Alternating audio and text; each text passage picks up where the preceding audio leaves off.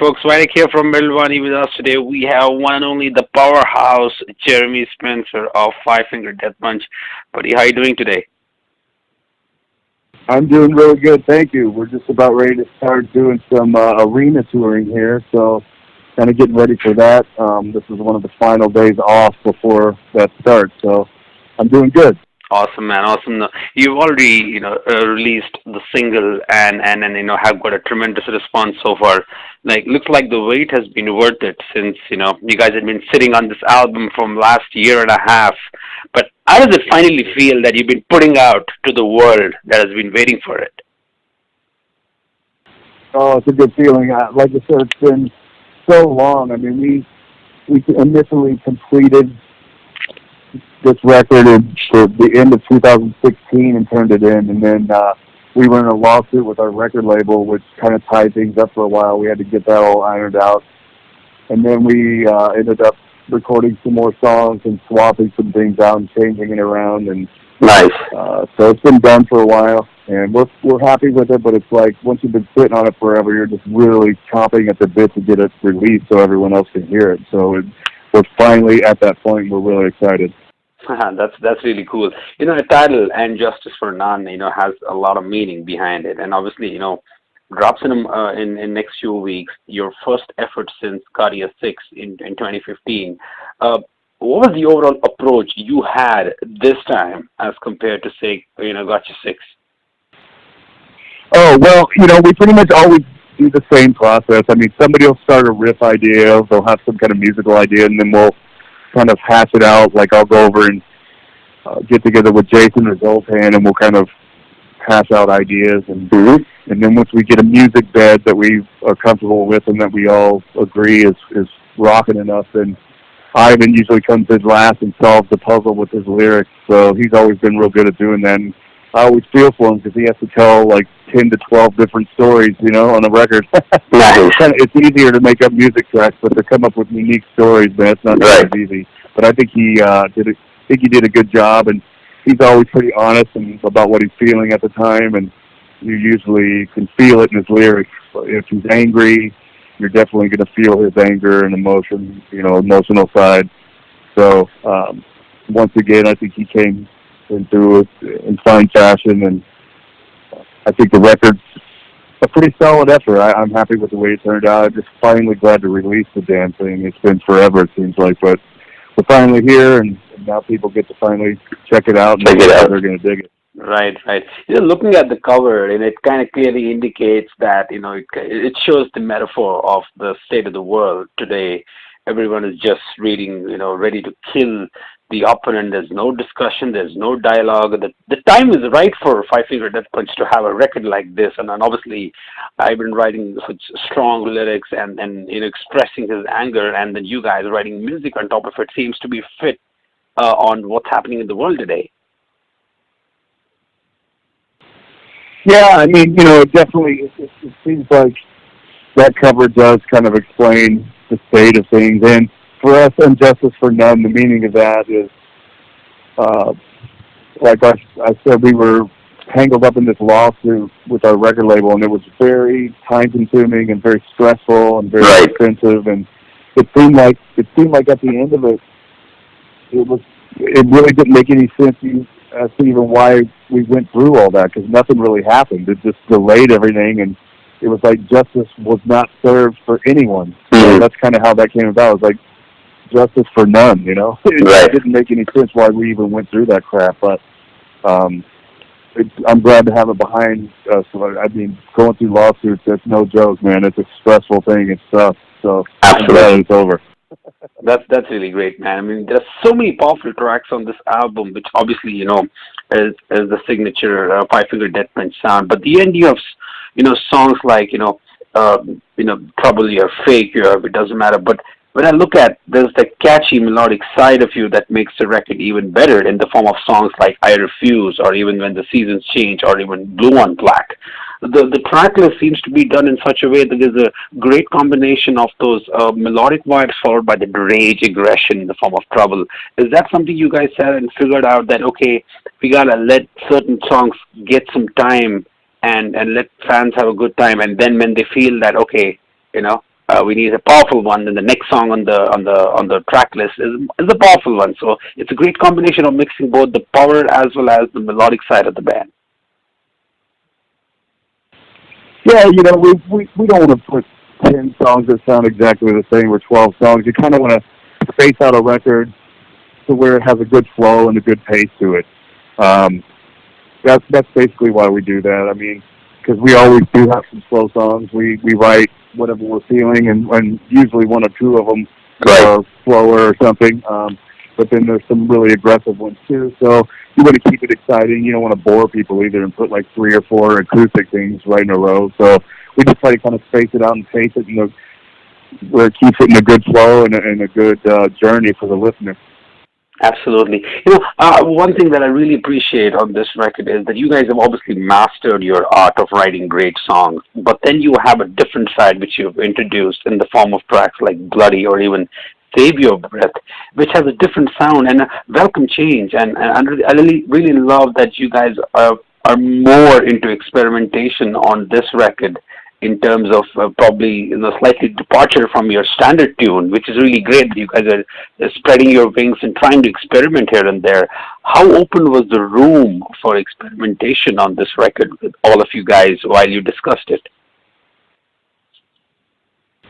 Well, it's our 7th record. We usually just kind of write what we feel at the time, and some of the stuff was coming out with a slightly different flavor.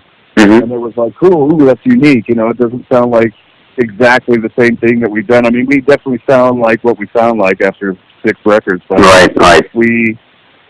We're always trying to push ourselves and do things that are a little beyond what we've done before or a little different, without swaying too far off course, because you don't want to make it too bizarre or anything. But I think we tapped upon a few things on this record that are different flavors that are cool. It's stimulating for us because, we're always trying to push ourselves as musicians and do things that are fun to come up with. But, it's cool for the listener too, especially for fans that have been there since the very beginning. They don't want to hear the exact same record either. It's boring for them. But so, we're always pushing ourselves, and I think we achieved a good balance of old Death Punch and, some slightly new flavors.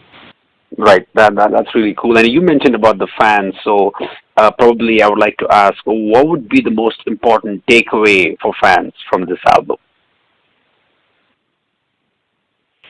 Well, I think they're going to definitely get what they are looking for as far as the meat and potatoes of what Five Finger Death Punch does, but there's also some different flavors, like I was saying, and like you mentioned in a couple of those songs.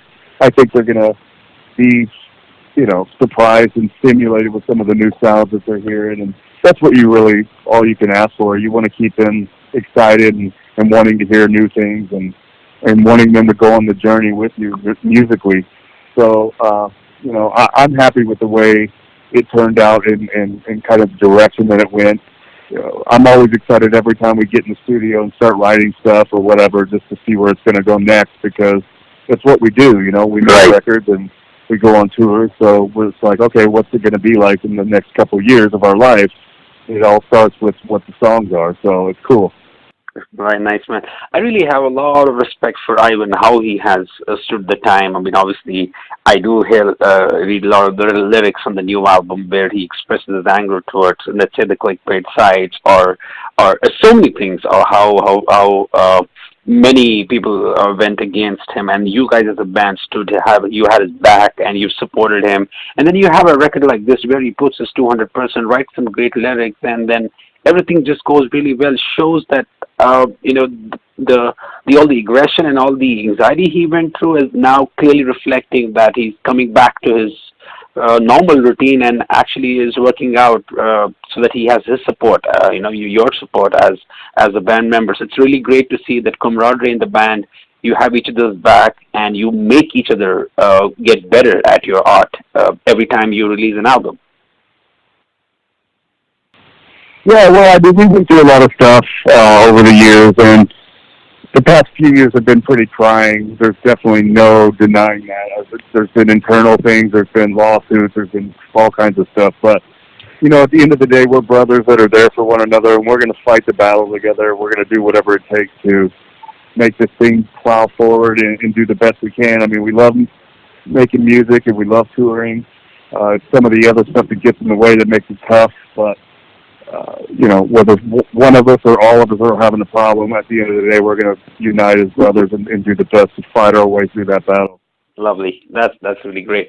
And you know, two more tracks on this album, which are the amazing covers: The Offspring's "Gone Away" and Kenny Wayne's "Blue on Black." I mean, a pretty weird selection, but really strong one. I was wondering when I was listening to it that how made you guys take these two songs and then add your own flavor to it? It was really surprising, but it actually came out really well.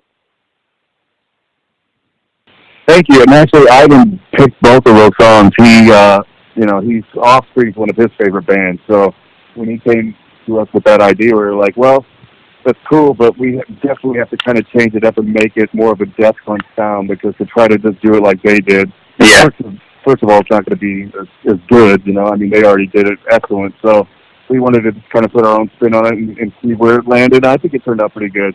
For the Kenny Wayne Shepherd, that's definitely a pretty unorthodox choice, but I always did like that song. It was, you know, it was popular in certain areas, but it wasn't like some worldwide known phenomenal smash, you know. So it was kind of an odd choice for Ivan to pick that, but he just sang the shit out of it, man. So I think it turned out really good. It's definitely different for us, but it's actually one of my favorite tracks on the record. Nice, really nice. You've been doing so many festivals, and now Five Finger has come to a stage where you guys can easily, you do headline festivals as well. You know, you have your buddies in Evan Sevenfold and you know Alice in Chains, and they start to headline the festivals. So when I look at it, the next phase of bands that let's say after Sabbath or Maiden or Judas Priest, it's clear that Five Finger Death Punch is the one that is currently headlining, and that's going to make the way for the next few years. So from your experience point of view, where do you see it going?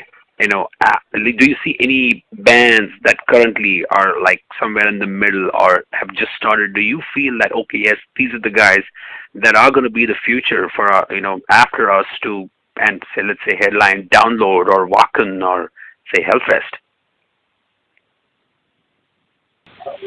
Well, yeah, I mean, there are a few bands here and there that always stick out to me as being really exciting and that are close on the rise. Like, to me, Ghost is really close. I think that they're going to be headliners before too much longer. I think they're right on the cusp, and I think they're probably one of the best bands out there right now.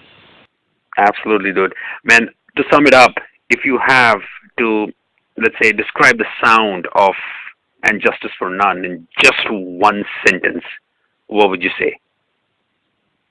Controlled chaos. Perfect, dude.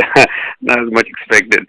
Well, thanks a lot for sparing some time. I wish you good luck with the release, and I'm sure this album is going to crash all possible billboards around the world, and obviously the tour ahead would be great. Thanks, Jeremy. I really appreciate you took out some time today.